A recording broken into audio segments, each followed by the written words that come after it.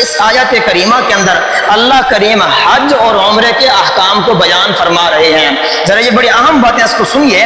حج اور عمرے کے بارے میں اللہ کریم اعلان بیان فرما رہے ہیں وَأَتِمُّ الْحَجَّ وَالْعُمْرَةَ لِلَّهِ کہ حج اور عمرے کو پورا کرو، حج اور عمرے کو مکمل کرو۔ حضرات ایک مرتبہ اپنے زندگی کے اندر حج فرض ہے۔ کس پر فرض ہے؟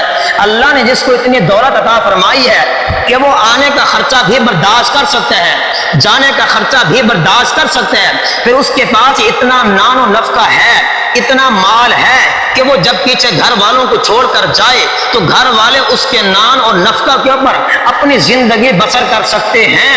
اس آدمی کے اوپر ایک مرتبہ اپنی زندگی کے اندر کرنا فرض ہے۔ اب اگر کوئی آدمی اس کے اوپر فرض ہے لیکن وہ اس فرض کو چھوڑ دیتا ہے، جب اپنے جیتے جی وہ نہیں کر سکتا تو گویا کہ وہ گناہ کبیرہ کا مرتکب ہو گیا۔ ایک مرتبہ اتنا فرض ہے، اس کے بعد چاہے سو کرے وہ تمام تر اس کے لیے نفل شمار ہوں گے، لیکن فرض وہی پہلا یعنی پہلا حج تھا۔ اب اگر وہ کوئی آدمی معذور ہے یا نہیں کر سکتا تو شریعت نے اس کو حکم دیا ہے یا تو وہ خود یعنی حج کرے، اگر وہ خود حج نہیں کر سکتا تو اس کو چاہیے کہ اپنی طرف سے کوئی نمائندہ بنائے، کوئی وکیل بنائے، کوئی قاصد بنائے، یعنی یہی رقم اس کو دے کر اس کو اللہ کے نام کے لیے حج کروائے۔ یہ ایک مرتبہ زندگی کے اندر حج کرنا فرض ہے۔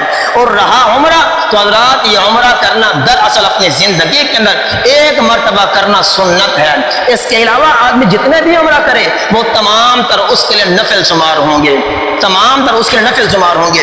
وَأَتِمُّ الْحَجَّ وَالْعُمْرَةَ لِلَّهِ اور تم پورا کرو حج اور عمرے کو للہ، اللہ کے لیے۔ اب آگے وہاں پہ پھر یہ وضاحت ہو رہی ہے کہ جب کوئی آدمی حج اور عمرے کا احرام باندھتا ہے، آپ میں سے کسی نے حج کیا یا عمرہ کیا ہے؟ کوئی بیٹھا ہے ایسا جس نے حج کیا؟ آپ نے حج کیا ہے تو ان کو پتہ ہوگا کہ احرام کس طرح باندھنا ہے اور احرام کے دوران کون سی چیزیں ممنوع ہو جاتی ہیں۔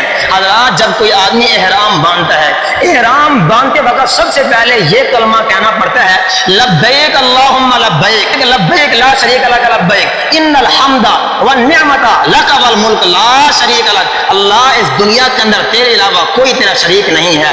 یہ تلبیہ آدمی جو ہی پڑھتا ہے اور اپنی چادر کو اپنے جسم کے اوپر جو ہی لپیٹتا ہے وہ حالت احرام کے اندر داخل ہو جاتا ہے۔ اور جب کوئی آدمی احرام کی حالت میں داخل ہوتا ہے اب اس کے لیے پابندیاں شروع ہو گئی ہیں کہ نہ تو اپنے جسم کے اوپر سلا ہوا کپڑا پہن سکتا ہے، نہ خوشبو لگا سکتا ہے، نہ اپنے سر کو ڈھانپ سکتا ہے، نہ اسی طرح کوئی عطر وغیرہ لگا سکتا ہے، نہ ہی کوئی جوتا پہن سکتا ہے کہ جو وہ جوتا کہ جو اس کے پاؤں کے اوپر گویا کہ سایہ بن کر آ جائے۔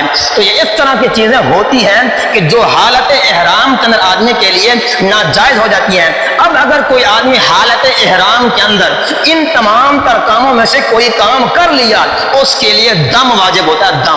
دم کا معنی ہوتا ہے صدقہ، اور صدقہ یہ ہے کہ وہ کوئی ایسا قربانی کا جانور تیار کرے جس کو حرم مکہ یعنی حدود حرم کے اندر جا کے اس کو ذبح کرے، گویا کہ اللہ نے اس کے لیے یہ صدقہ متعین کیا ہے کہ جو اس نے حالت احرام کے اندر یہ کام کیا ہے تو یہ صدقہ کرنے سے اللہ اس کے کام کو زائل فرما دیں گے۔